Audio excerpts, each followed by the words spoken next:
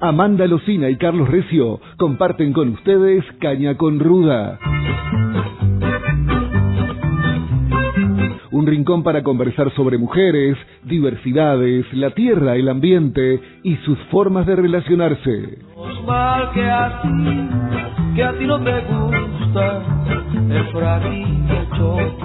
Caña con Ruda, hasta las 19. Porque quiere decir que las fianzas que tengamos van a salir inteligentes. Porque quiere decir que usted me quiere precisamente. Buenas tardes Amanda, buenas tardes Laura.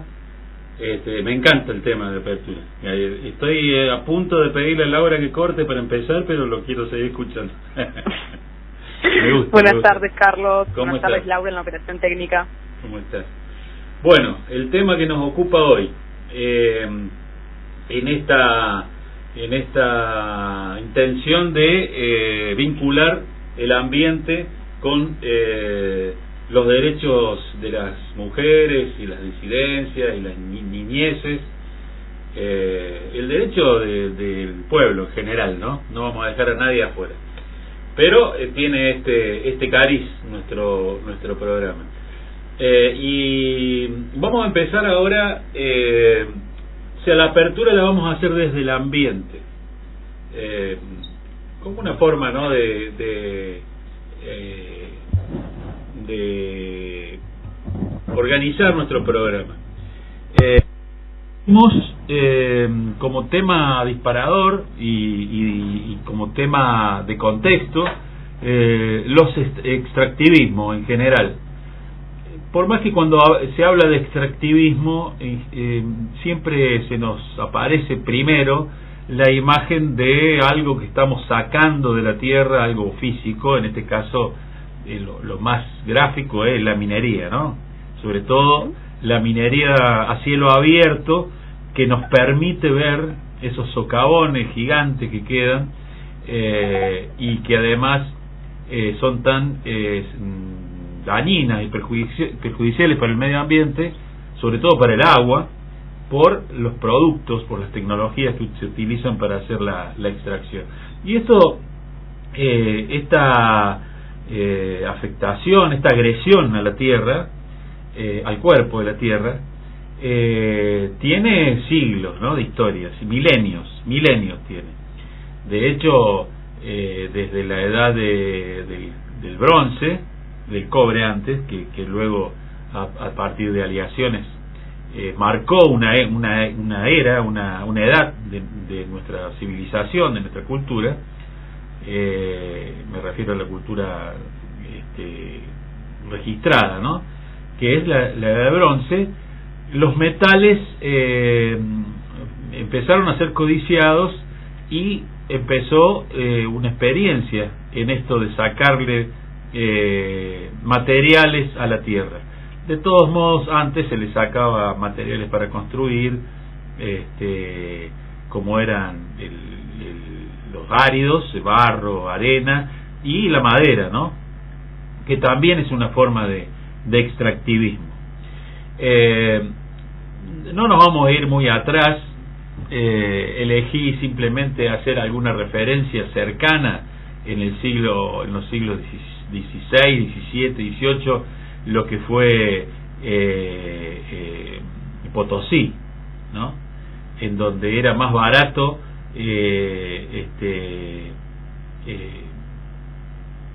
cambiar de operarios que de mineros, que se morían porque no soportaban, y sobre todo las poblaciones nativas, que por su cultura alimenticia no los hacía resistentes para este tipo de trabajo. Por eso se empezó cuando se terminaron los nativos, los aborígenes, se empezó a traficar con esclavos desde África, ¿no?, para este trabajo tan horrible que era entrar en los socavones y luego envenenarse con mercurio, etcétera. Que persiste, digo, vos nombrás de siglos pasados, pero a la actualidad. Por eso, esto tiene una línea de continuidad. Después pienso en las minas de carbón en Europa, en Gran Bretaña, que se utilizaban niños que entraban, yo no sé si vos sabías, entraban con una jaula con un pajarito, con un canario. No sabía ese dato. Entraban con una jaula con un pajarito, y cuando el pájaro moría era porque la mina estaba exhalando el gas metano, que es el grisú.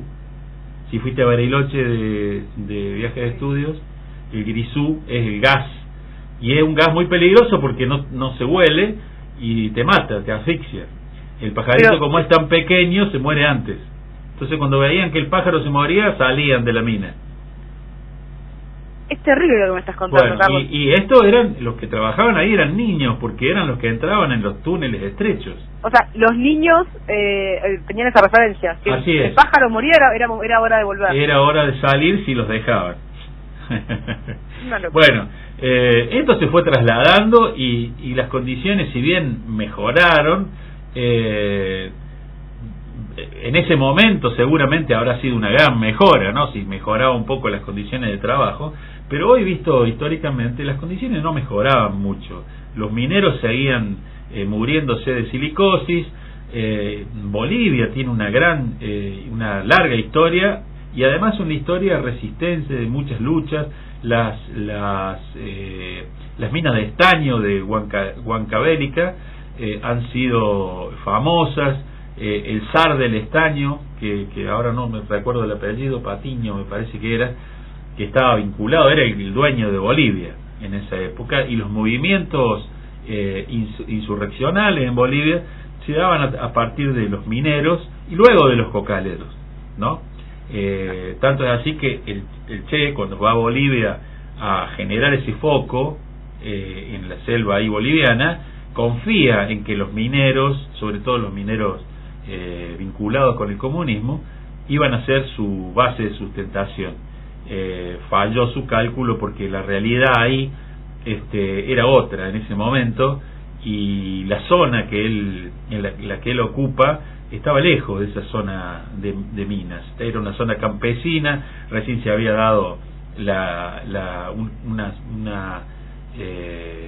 una pseudo reforma agraria, los campesinos no estaba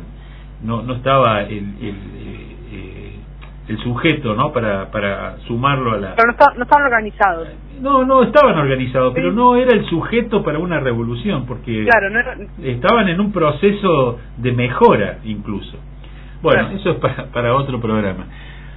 Ahora, viniendo a una actualidad, tenemos muchos ejemplos aquí en Argentina, ¿no? Bueno, me olvidaba también una cosa que me impresionó mucho. Yo cuando era niño vi eso de los mineros en minas en Brasil, entrando a esos socavones buscando oro, saliendo con bolsas de barro, con barro hasta las orejas, para sacar un gramo de oro, que minas siempre ilegales. Hoy en Perú la minería ilegal es un desastre, ¿no? Es uno de los peores problemas que tiene ambientalmente Perú, sobre todo esa franja amazónica, donde en la selva hay minas ilegales de todos los metales que se te ocurran. Y eso implica violencia, como vamos a ver ahora en algunos testimonios. Para venir ahora así a la Argentina, desde las experiencias mineras, recién constituido el país, Bernardino Rivadavia tenía minas en el Famatina. Él tenía participación, acciones en minas en el Famatina.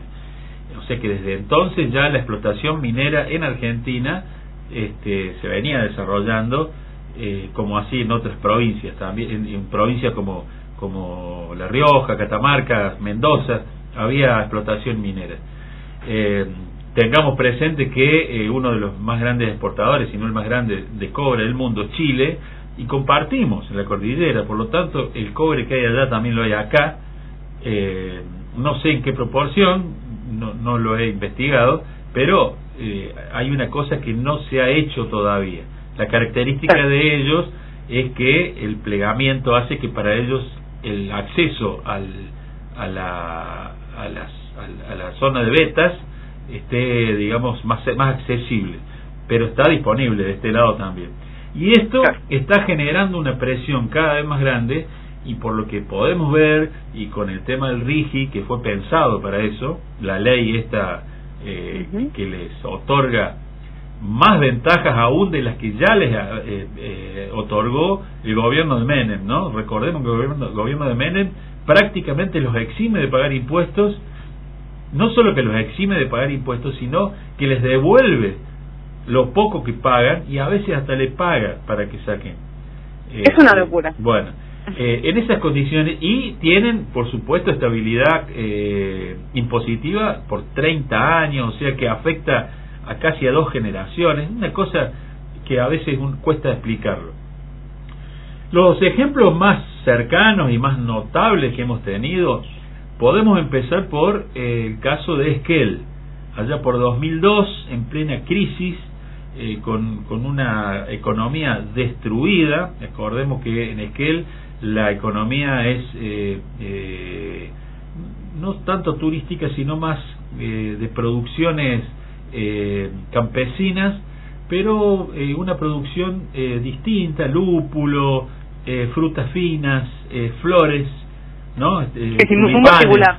Claro, eso estaba destruido porque no se podía exportar nada, son generalmente productos de exportación, por el 1 a 1, estábamos nosotros carísimos, y viene entonces esta propuesta de una minera para sacar oro. Inmediatamente, una propuesta para ese momento en términos económicos para el país, era la propuesta. Claro, exactamente, porque además vienen siempre con esta promesa de generación de trabajo, de empleo. Totalmente. Bueno, un grupo de vecinos y vecinas se dan cuenta de que esto no es así, y se organizan y se movilizan, contactan con experiencias similares, particularmente con la experiencia de Tambo Grande en Perú, donde había habido el primer plebiscito contra la megaminería que hubo en Latinoamérica, y que la rechazó fue ahí, en Tambo Grande, en Perú. Y tomaron contacto con experiencias de este tipo en todo el mundo, y en ningún caso era positivo. Había sido bueno. Exactamente. Bueno, se organizan y un plebiscito en donde más del 80% se niega a la minería. Recuerdo el plebiscito que se hizo acá por el Nova Corpus, una cosa así. Me acuerdo. Sí, me acuerdo. Pero, como ya sabemos, estos capitales tienen tiempo, entonces siempre están atentos al cambio de condiciones y a el cansancio de la gente, o el cambio de humor, o el cambio de gobierno, etcétera, etcétera, para volver a presionar sobre este tipo de cuestiones. Tenemos también el caso de Hachal, donde estaba la Barrick Gold, que tuvo diversos derrames espantosos porque contaminaron ríos, y hablar de empleos no se verifica. Más cerca en el tiempo está lo de La Rioja. El anterior de Hachal es San Juan, ¿no? San Juan, no sé si dije La Rioja, no, San Juan. Y el Famatina en La Rioja, la zona de Chilecito y de Andalgalá, donde los vecinos se opusieron férreamente a la instalación de veladero por todos estos problemas. Incluso tuvieron represiones muy pesadas, y esto sucedió durante todos los gobiernos. Y lo que nos duele a nosotros, que nos preocupa el medio ambiente, nos preocupa la forma de vida de las personas que ya viven ahí y que tienen una historia antiquísima en esos territorios, que a nosotros quizás desde este lugar del país nos parecen territorios que pueden ser sacrificados porque son secos, porque son ásperos, porque son nos parecen desérticos. Pero claro, cuando uno habla con esa gente, cuando uno viaja por esos lugares, por eso es tan importante conocer nuestro país, se da cuenta que tienen un contenido invaluable. Tal cual, hay historias ahí, hay vida. No solo eso, no solo eso, sino que hay una forma de relacionarse con la tierra en donde las personas se sienten hermanadas con esa tierra. Entonces cualquier daño que se les haga a la tierra es un daño que les impacta de forma directa, sobre todo estos lugares donde la relación, el relacionamiento con la tierra tiene milenios. En el caso de Esquel, quizá hay gente que se va desde los centros urbanos a tener otra vida ahí, pero de todos modos, bueno, pero acá es mucho más profundo, ¿no? La Pachamama, el respeto que hay con ese tipo de cuestiones, bueno, todo eso hace que esto sea mucho más dramático. Y también hubo historias que también vamos a escuchar algunos testimonios en este lugar, con mucha convicción, pero que tiene sus altos y bajos, ¿no? Y por último, también quiero mencionar que no por no ser una provincia minera, la nuestra está a salvo, ¿no?, del extractivismo. Aquí el extractivismo es la madera, ¿no? El extractivismo más brutal, digo, porque hay otros cultivos que también son extractivos, pero tienen un cierto arraigo de otra forma. Incluso ese tema de la yerba mate, me refiero, ¿no?, que es un cultivo que por lo menos tiene su industrialización en la provincia, su tradición de identificación con la provincia. Pero en el caso de la madera ha venido de la mano de una agresión, de un apropiamiento de territorios por fuera de las normas, extranjerización de territorios fronterizos prohibidos por la ley, el 30% casi de la provincia en manos de una sola empresa que además tiene un monocultivo, la expulsión de pobladores de donde se planta el pino, la falta de respeto, la contaminación del agua, la extracción del agua. Donde hay pinos no hay agua, porque el pino absorbe una cantidad enorme de agua. Por eso el pino, los eucaliptus, por eso se planta eucaliptus en bañados para secarlos. Bueno, todo eso siempre afecta a las poblaciones, y los gobiernos,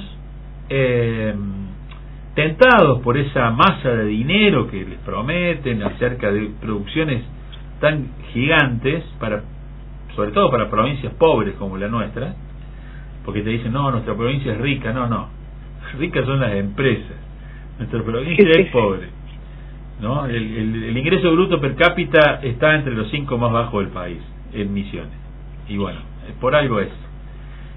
¿Por qué es eso? Y porque se saca todo sin procesar.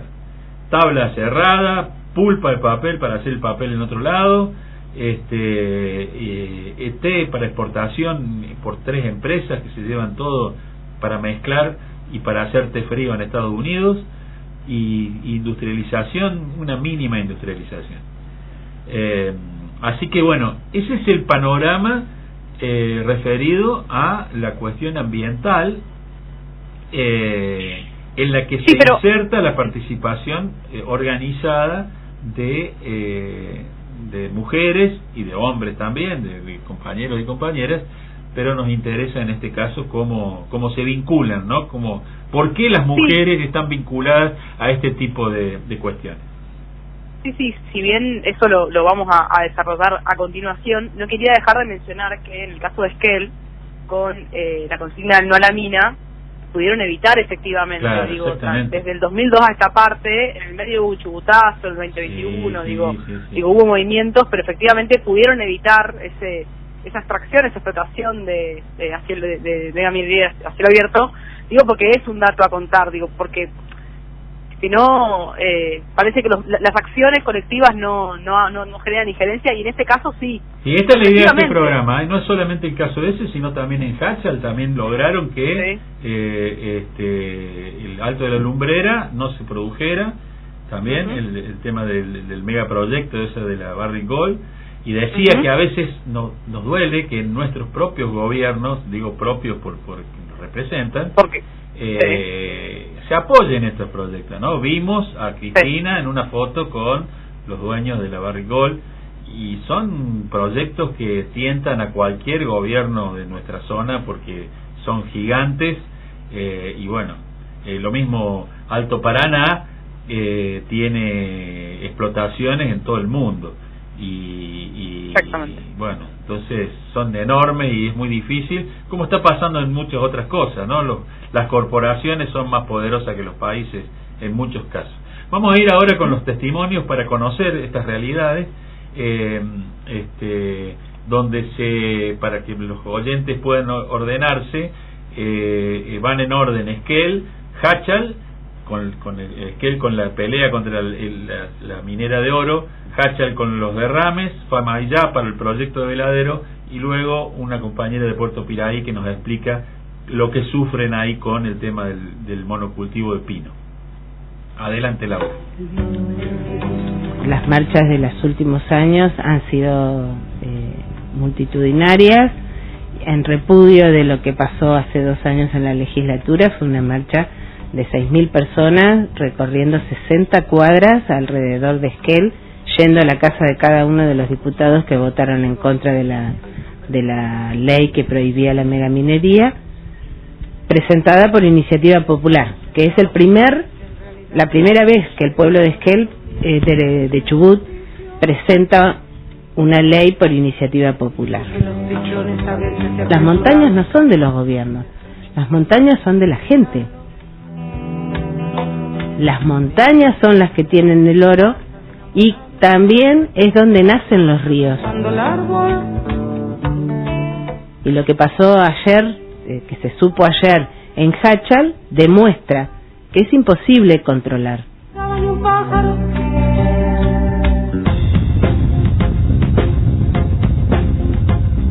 Estamos llegando a Hachal, una de las localidades cercanas a la mina de oro Barrigol, que el 13 de septiembre de 2015 tuvo un derrame de cianuro, afectando todos los cursos de agua de la zona. Los vecinos denuncian que el río Hachal está contaminado.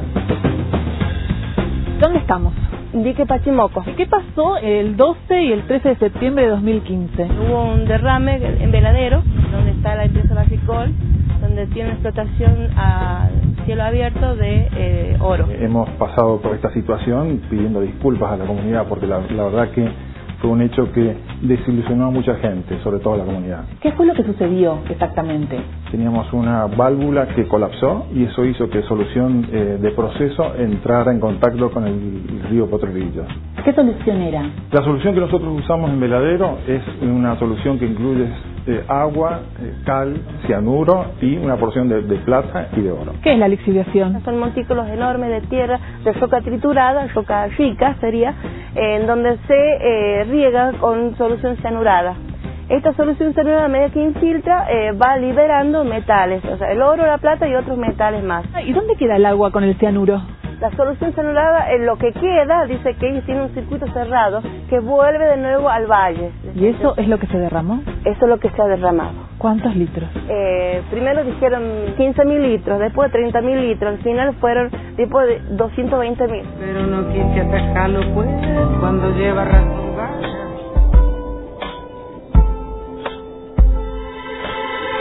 Más allá de minas a cielo abierto, más allá, muere el río, muere el suelo.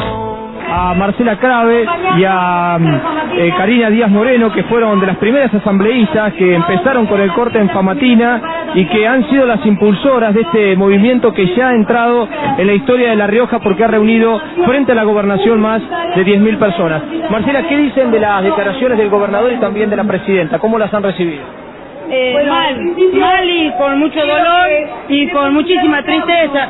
Yo quiero aprovechar esta oportunidad para hablarle, para decirle, para mandarle un mensaje, para pedirle a la señora presidenta de que no escuche al gobernador, que no escuche solamente a sus funcionarios, que escuche al pueblo, que ponga un oído al pueblo. Le pido un grado de sensibilidad como mujer, mujer, como madre, que nosotros no somos activistas, no pertenecemos a ONG, no formamos ninguna agrupación, solo somos ciudadanos. Estamos defendiendo el agua, estamos defendiendo la vida, nos estamos defendiendo de ustedes, señora presidenta. Por favor, le pido, tenga un grado de sensibilidad.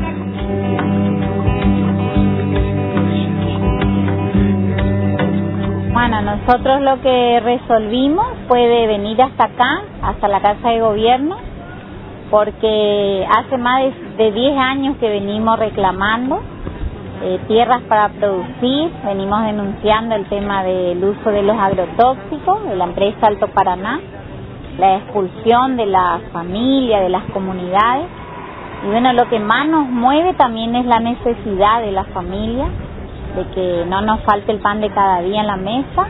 Queremos trabajar la tierra en forma productiva, somos pequeños productores y bueno, hicimos tanto tiempo pacíficamente los pedidos y habíamos logrado que en junio de este año se aprobó una ley de expropiación o compra, pero de 600 hectáreas para trabajar en forma cooperativa, y desde ese tiempo no ha avanzado en nada. Y el organismo de aplicación, que es el IFAI, va y se fue varias veces en las reuniones y lo único que nos dice es que está avanzando, pero nosotros no vemos el avance.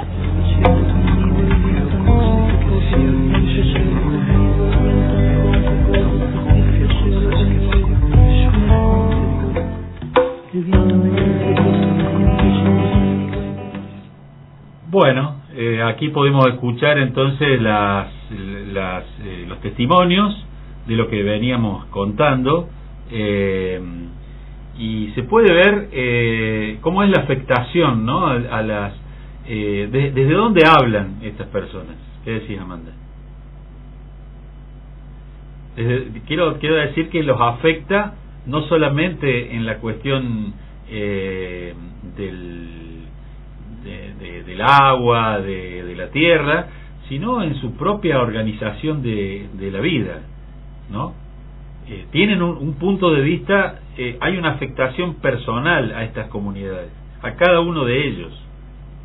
Incluso, sí, un atropello. Sí, incluso estos proyectos vienen acompañados por una gran cantidad de personas mientras se arma la infraestructura. En general hay una integración de personas de otras provincias, de otras, incluso de países limítrofes, mineros, técnicos, servicios en general.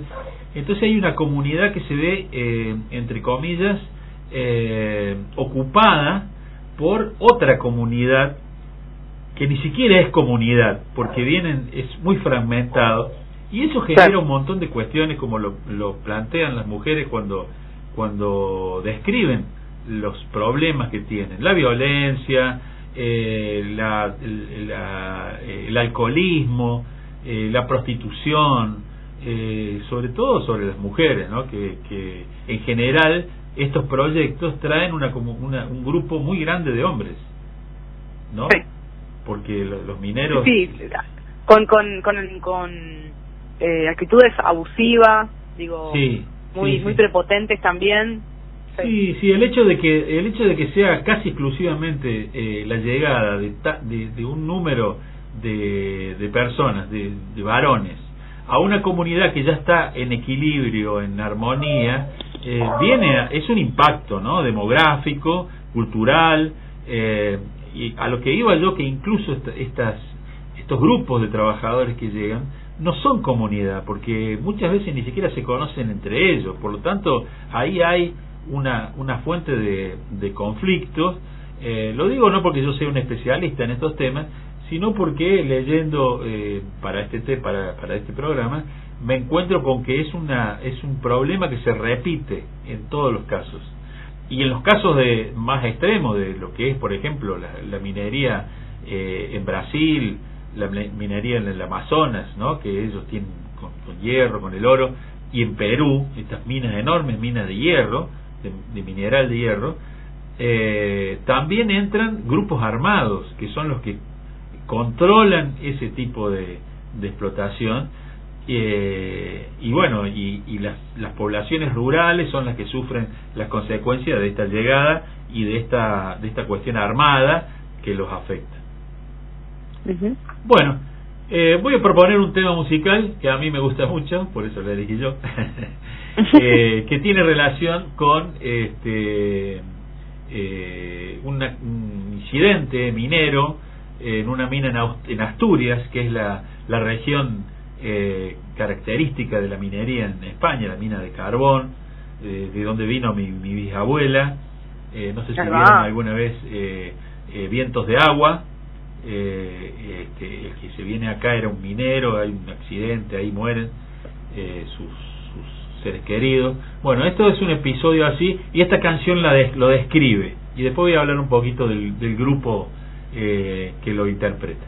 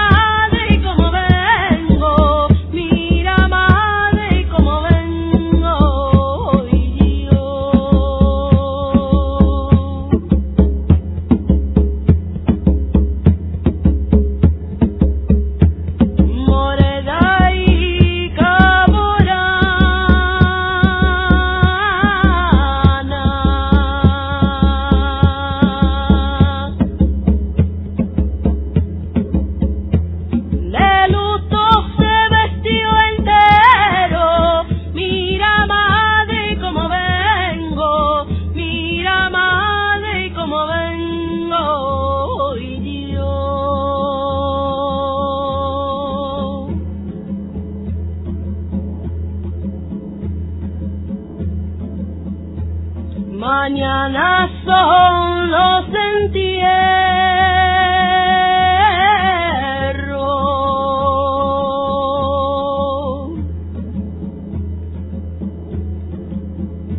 de esos pobres compañeros.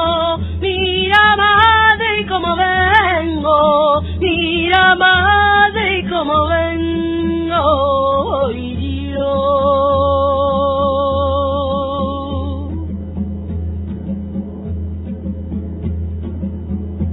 En la mina el tarancón,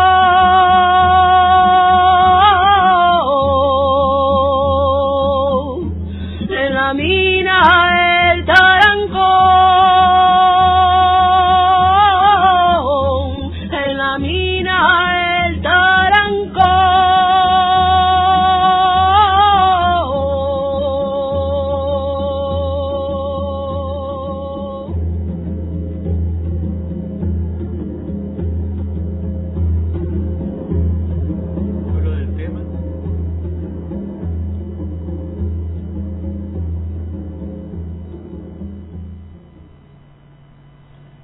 Bueno, El tema se llama La mina del Tarancón, como ya les dije, hace referencia a un incidente que mató a 11 mineros.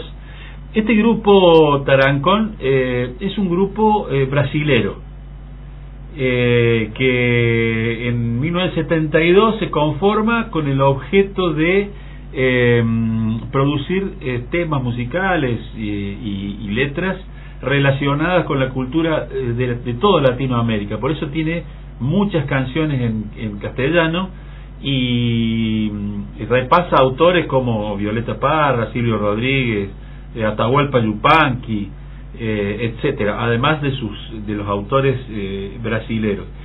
Y tiene su mayor desarrollo desde el 72 hasta el 80 y pico. Recordemos que Brasil sale de la dictadura, que tuvo dictadura desde 1964 hasta 1985. Bueno, en ese proceso este grupo contestatario se integra y tiene distintas formaciones, incorporando algunos músicos no brasileros, incluso han pasado argentinos por ahí, pero chilenos, colombianos, peruanos, uruguayos, y tiene hermosos discos, yo lo recomiendo.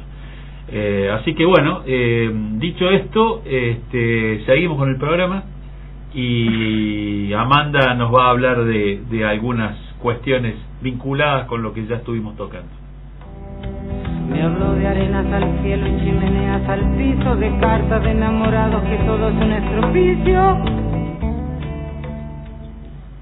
Bueno, aquí estamos. Bien, Carlos, vos hablabas hoy mencionabas varios movimientos, varias acciones colectivas que se han generado. En este caso yo voy a tomar la referencia al No a la Mina en Esquel, que tal cual lo mencionamos, surgió en el 2002 y tuvieron la capacidad también de que en menos de un año, en el 2003, pudieron lograr el plebiscito que el 83% de la población dijo que no a la mega minería a cielo abierto. Contextualizando, vos un poco lo decías, pero en un contexto en Argentina, post 2001, en donde efectivamente la organización social logró algo inesperadísimo, que fue la ejecución de un gobierno, y en ese marco también, fogoneado un poco por esas acciones y esas repercusiones y posibilidades, se organiza un pueblo que eran de 25.000 habitantes, o sea, un pueblo chiquito, y pudieron lograr frenar semejante negocio, de alguna manera, por decirlo. Yo me interesaba poder hacer ahí, como con varias acciones colectivas que se dan, en cómo en este caso, como sucede también en muchas de las organizaciones y los movimientos ecologistas o ambientalistas, qué marcas del feminismo aparecen ahí.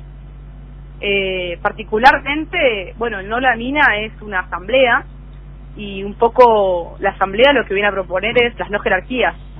Y en ese caso los feminismos somos pioneras de esa modalidad de hacer. De hecho, cuando nosotras, los feminismos, los movimientos de mujeres plantean lo personal es político, una afirmación que se da a mediados del siglo pasado, entre el 50 y 60, vienen justamente a instalar esta idea del no estar sola. Empieza lo personal es político, que un poco surge entre mujeres que empezaron a compartirse, encontrarse y compartir sus vivencias, y empezaron a notar de lo que les sucedía en sus propias casas no era ajeno a lo que le sucedía a la compañera de al lado, y empezaron a darse cuenta de que efectivamente no estaba escindida su realidad de otras, sino que había una estructura macro que hacía que las cosas se promovieran o se propiciasen de tales y cuales maneras. Mujeres en las casas, en el ámbito privado, varones en el orden público. También viene a proponer justamente esto: no estás solo, no estás sola, hagamos juntos, juntes, hagamos juntas.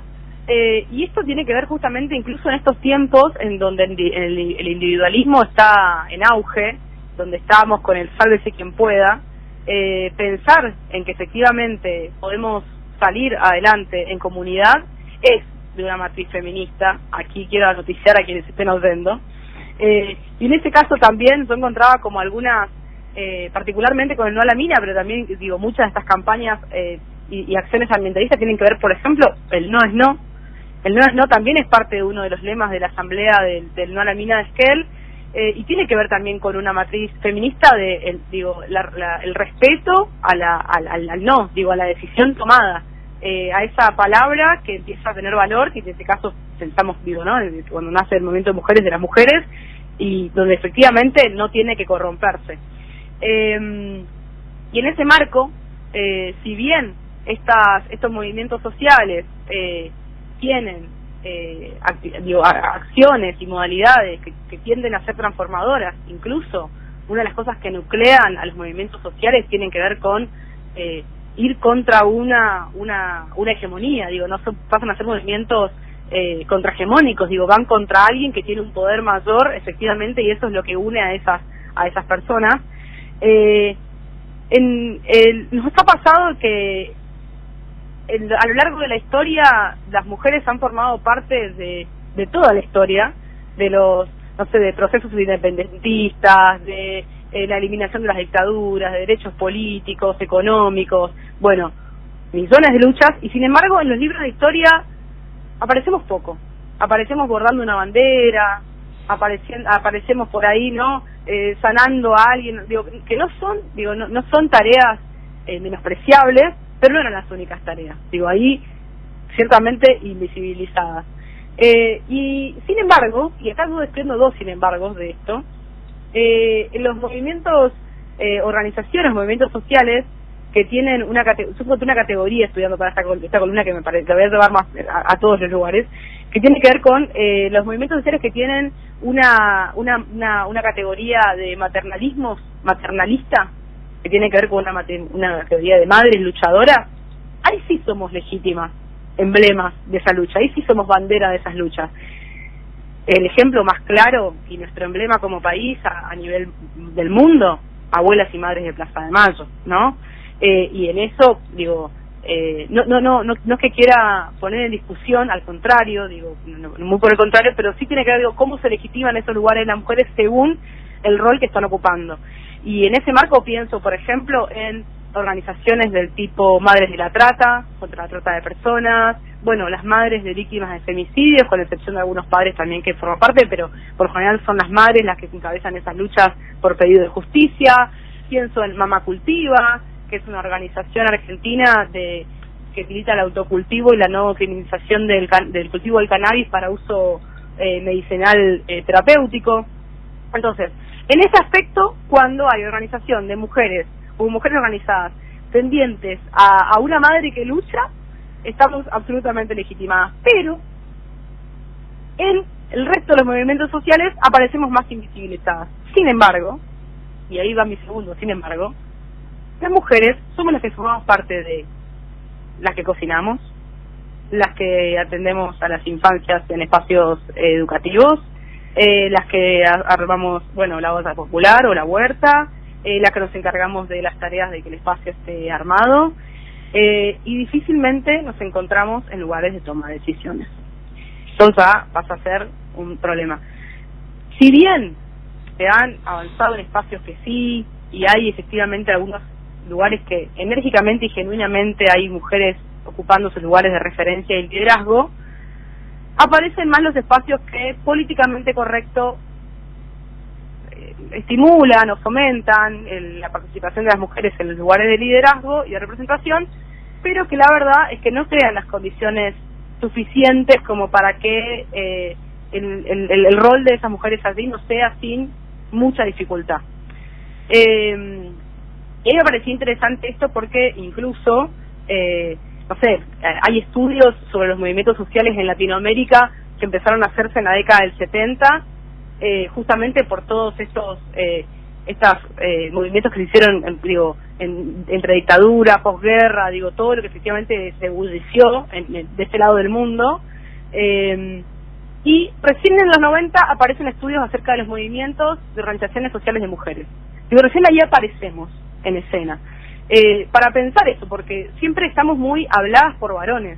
Incluso tengo una niña para la audiencia de 9 años que me pregunta, o mi niña de 3, a veces me dice, tengo en la escuela, me hablaron en masculino, no sé si me hablaban a mí, si es para los varones. Es loco, está bueno generar esa duda, incluso a las infancias, porque es como, no, mi hija, digo, y entonces me dicen, ¿y por qué hablan en masculino si yo no soy un varón? Bueno, así, digo, así en la historia, a lo largo de toda la historia.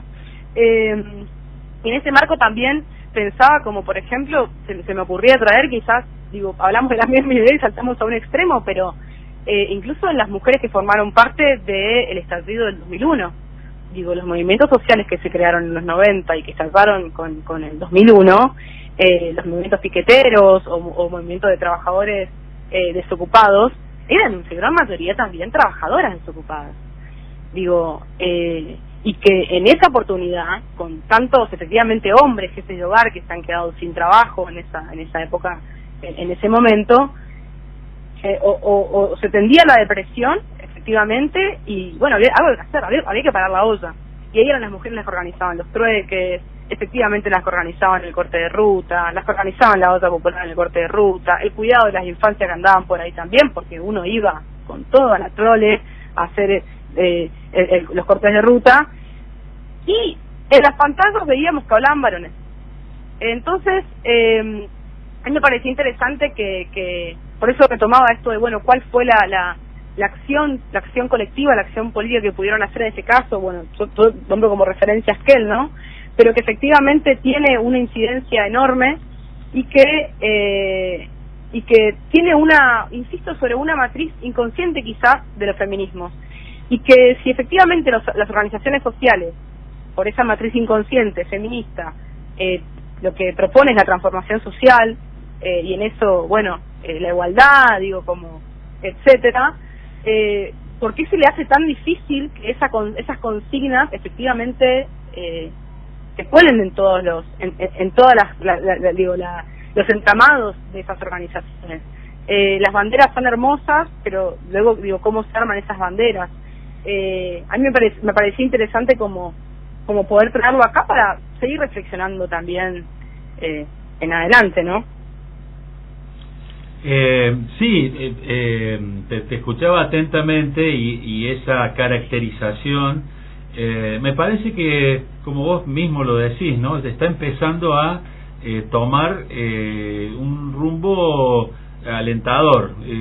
Yo, leyendo un poquito para este programa, me encontré con una enorme cantidad de páginas web de organizaciones de mujeres, casi exclusivamente, porque hay participación masculina, por supuesto, pero está como identificada y caracterizada como organizaciones de mujeres, como redes de mujeres, en defensa no solamente de lo ambiental, porque viene todo mezclado. Si yo defiendo mi parcela de tierra donde produzco mis alimentos, como decía uno de los testimonios de Piraí, que antes no tenían ni que ir al pueblo a comprar comida, está todo interrelacionado, y eso es una cosa de sentido común. Si somos parte de la tierra, cualquier daño que se le haga a ella se nos hace a nosotros, no solamente en lo físico, sino también en nuestra cultura, nuestra forma de vida, nuestros anhelos, etcétera, etcétera. Yo, si mañana hay una cosa, por ejemplo, que noto acá en Posadas, ¿a qué lugar te vas vos a ver una puesta de sol que caiga sobre el río en Posadas? ¿Calera? No, no se ve sobre el río la caída, no. En el único lugar... ahí se ve el amanecer. Claro, en el único lugar donde vos podés... Hay un solo punto en la costanera, en Posadas, donde una persona que no sea dueña de un terreno sobre el río puede ir a ver una puesta de sol, que son maravillosas y que les recomiendo a todos los habitantes de Posadas que puedan ir, que vayan, que es en la punta donde termina la avenida Urquiza, que es un lugar que tiene 10 metros de ancho. O sea que si vamos todos juntos no la podemos ver, porque lo vamos a amontonar ahí. Bueno, ese tipo de cosas, que hasta en esas cosas nos afectan. ¿Por qué yo no puedo ver una puesta de sol sentado en el pasto al lado del río? Y es porque la tierra ahí es de otras personas. A nadie le interesa que yo no pueda ir a sentarme en el pasto o meter las patas en el agua para ver un atardecer tomando un mate. Tengo que ir a sentarme en un banco duro con una baranda adelante, en un coso de cemento, para ir a ver eso. Bueno, eso es nada comparado con esta gente que no les permiten producir sus alimentos. Sí, total. De hecho, en el marco de esta vinculación está muy asociado, digo, los femicidios al ecocidio, al extractivismo, digo, son banderas que se levantan, digo, una cosa no puede estar escindida de la otra, vos mismo lo decías, digo, por eso me parece interesante que efectivamente cuando damos estas discusiones tengamos la capacidad de llevarla a todos los extremos. Y efectivamente, organizaciones de mujeres hay de todas las formas, pero efectivamente, ¿quiénes son? Es simplemente para ver de hegemonía, ¿no? Digo, es simplemente ver la pantalla de televisión, quiénes están. Yo hago el SAP y eso tarea diaria. Yo cuando me puse los lentes violetas unos años atrás, lamentablemente no me lo pude sacar más. Y veo indignada la pantalla de televisión, porque solo veo varones y varones hablando de economía, hablando de todo, ¿viste? Como de finanzas, de política. Pues decís, qué loco. Sin embargo, en Argentina, digo, para los ámbitos donde puede haber incidencia, porque ni hablar de que la ley de medios, no tuvo prosperidad, donde ahí también se ponía la paridad de mujeres en los medios, etcétera. Pero, por ejemplo, en Argentina, sí, lo que se pudo lograr en el ámbito político es la ley de paridad política en las cámaras. Sí, yo lo que creo que habiendo logrado determinados hitos en esta búsqueda, ¿no?, de que las mujeres tengan un lugar, el lugar que les corresponde, no hay que dejarlos caer. Este gobierno particularmente es lesivo contra eso. Hoy la escuchaba la diputada Julia Estrada y la verdad que es para pararse y aplaudirla de pie. Por lo tanto nos estábamos perdiendo eso, todos. Sí, todas. Total. Y cuando me refiero a la relación que las mujeres tienen con la tierra, que a veces me la busco explicármelo, ¿no? ¿Por qué hay una cosa tan directa? Y es por eso, pienso, porque es la que está directamente relacionada con la producción de alimentos para su familia, la que está en contacto de otra forma con la tierra. Quizá el varón, no sé, esto estoy pensando en voz alta, ¿no? Está pensando en su cultivo o en sus cabras porque las tiene que vender, ¿no? Claro, en lo económico, en el rédito económico. La mujer no, está pensando en que por un rol que se le ha dado y que, bueno, vos me explicarás, en el cuidado de su familia, en el alimento, en la protección a ese nivel tan directo. Así que que uno, cuando a lo mejor toma conciencia de que estas cosas pueden llegar a ser así, no puede hacer otra cosa que comprometerse con señalarlo y bueno, y estar del lado de estos reclamos.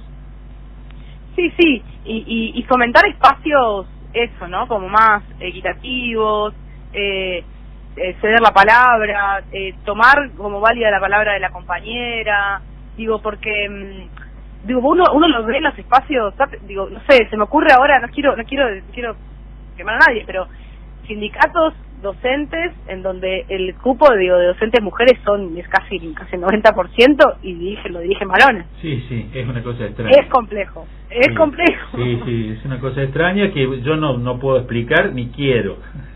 Y después el rol, el rol de nuestro, ¿no? Total, pero se hace muy difícil en estos tiempos, porque la otra vez nombramos algo que para mí lo tenemos que nombrar en todos los programas, tiene que ver con esta tríada: colonialismo, imperialismo y patriarcado. Colonialismo, capitalismo y patriarcado. Y esa tríada tan poderosa, que está tan vigente en Argentina y en el mundo, lo que justamente hace es querer romper estos lazos y estas posibilidades de hacer, invisibilizarlas, sesgarlas. Entonces se hace complejo. Hay una intención de una vuelta atrás, incluso. Sí, y que esa tríada, opera para todo, esto, para los abusos, el extractivismo, la explotación, de todos los órdenes, explotaciones de personas, explotaciones de recursos naturales, como sin medida, y otra cosa que también sale siempre es y deshumanizante. Entonces es como volver a lo humano, al humanismo, de alguna manera. Sí, pienso desde este lugar también, y el estar participando en un programa con estas características, nuestro rol en esa como aportantes a este cambio necesario y a esta cuestión que está, ni siquiera diría de acompañamiento, porque es toda una pelea propia esta, la de incorporarnos a este cambio. No es solamente acompañar, no, es ser parte. Y es un cambio tan profundo como el que tienen que vivir también, pienso, las mujeres, en potenciar esto que están sintiendo y que están sufriendo, ¿no?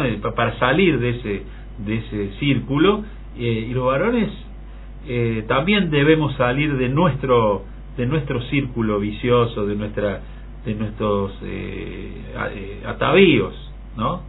Tenemos todo un trabajo ahí importante y difícil que mis mujeres domésticas me lo indican dolorosamente, permanentemente, y les agradezco además, porque sí, yo he aprendido mucho. A ver, es difícil, pero abro los oídos a eso. No, es difícil, digo, no es que no se trata de quién tiene las verdades, pero sí amerita justamente espacios reflexivos y la tarea pedagógica. Yo soy una militante de la tarea pedagógica de esto, porque después es echar culpas y nada es la idea. Al contrario, digo, los movimientos de mujeres o los movimientos feministas no vienen a hacer un marco de exclusión, sino más bien poder que la comunidad sea de todos, de todas y de todes, sin tener que llevarse la vida. Sí.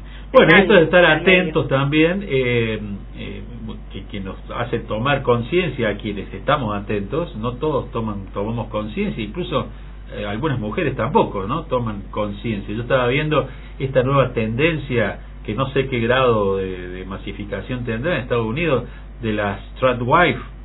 Y las Stratwife, bueno, sí. Y es una cosa que para mí me resulta muy curioso eso, pero bueno, lo comprendo, ¿no? Es como parte de querer volver atrás, de esta irrupción de la extrema derecha, de las iglesias.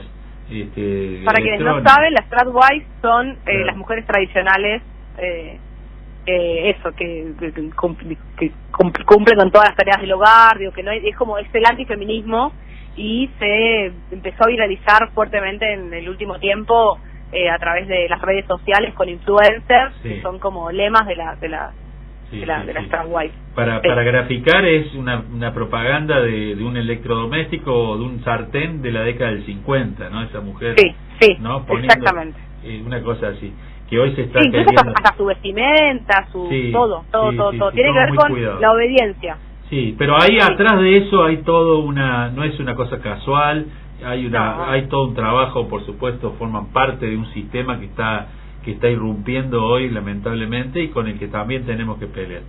Así que bueno, hemos hablado de nuestro tema. Ahora vos propusiste también un tema musical, y creo que es hora que nos vayamos con eso.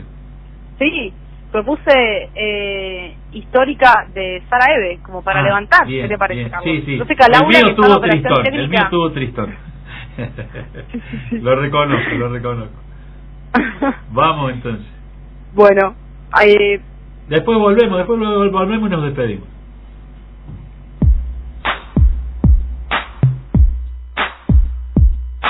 ¿Quién va a detenerte? ¿La muerte, la edad o la idea? ¿Quién va a detenerte? ¿La muerte, la edad o la idea? De tanto que siente eufórica, antes que histérica, histórica, de tanto encanto, pictórica, de tan gustosa, rica, tan quimérica, fabrica hormonas, calienta, lubrica, hasta los maricas, hechiza, satírica, a veces le da besos a Dios por unos pesos a vos. Gracias por ser como sos, y te va, la salida te indica, irónica, es una estética con poética, con la base que suena y cinética y simpatiza con el tipo de tu lírica, pero a vos ni te ubica, te desubica, sube acá y sube acá, hacia adivinanza gitana, no tiene un método, lo hace con quiromántica, no tiene un título, tiene lencería erótica, se pone romántica un poco, afónica un poco, y crónica te enferma, de forma crónica, primero te da forma, después te deforma, de tanto que sabe te informa, con pocas normas, piensa en la reforma, Transformers se transforma, y con el ritmo cambia la forma la fila y aniquila, de forma atea, gracias a Dios es atea, gracias a Dios de tan histérica, histórica, antes que histérica, histórica, de tanto que siente eufórica, antes que histérica, histórica, de tan histérica, histórica, de tan histérica, histórica, antes que histérica, histórica, de tanto que siente eufórica, antes que histérica, histórica, de tan histérica, histórica. Bikini con química, te lo dice, te lo dice, te lo dice. Bikini con química, te lo dice, te lo dice. 4, 5, 6, va. Sin bikini con química, te lo dice con mímica, cero mística, pura física de este lado, para que me miren y no me toquen desde este punto, para que se acerquen pero no sofoquen, de arriba o abajo, para que me enfoquen, para que empiecen a probar, que me provoquen y le invoquen y no me toquen, se siente el espíritu, invoquen, móvete Ken, no sumen, no resten, signifiquen, multipliquen, morite Ken, somos adultos pero hay versiones muy bichiquen, es cuestión de tu gen, gente que te aplaude por aplaudir, público bobo como mono, no sabe a quién seguir, no sabe a quién elegir, no hay candidato ni candidata, con toda rata, mentira las encuestas, por eso yo, por eso yo, por eso yo, por eso yo, por eso yo, por eso yo, y voy, el voto anulo, me postulo, voy a ser presidenta, el petróleo no será para la venta, el gas es nuestro para la gente violenta, cuando sea presidenta, Argentina se reinventa, de tan histérica, histórica, antes que histérica, histórica, de tanto que siente eufórica, antes que histérica, histórica, de tan histérica, histórica, de tan histérica, histórica, antes que histérica, histórica, de tanto que siente eufórica, antes que histérica, histórica, de tan histérica, histórica.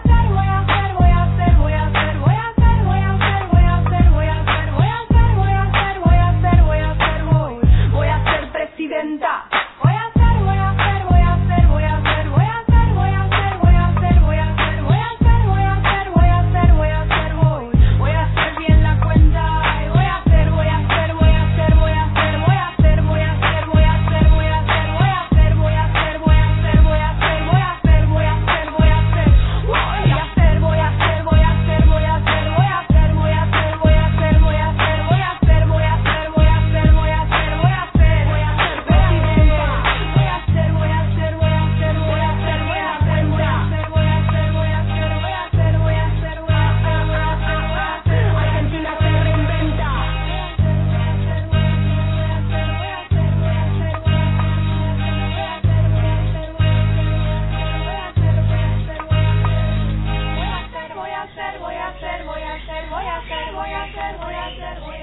Bueno, terminamos por hoy. No sé si querés agregar algo sobre el tema musical.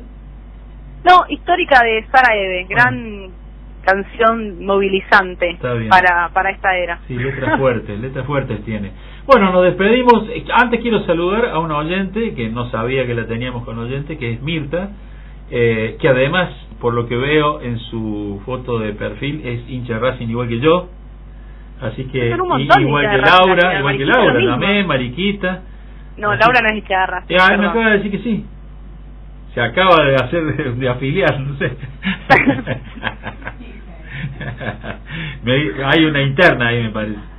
Familiar. No, yo por mí que sea lo que sea, pero me parece que hay una interna familiar. Bueno, un beso grande a Mirta y gracias por estar ahí y por hacérnoslo saber. Y nos despedimos, Amanda y Laura. Hasta la próxima. Hasta la próxima. El miércoles que viene, a la misma hora, estaremos acá. Gracias. Gracias, Laura. Gracias, Carlos. Hasta la semana que viene. Chao.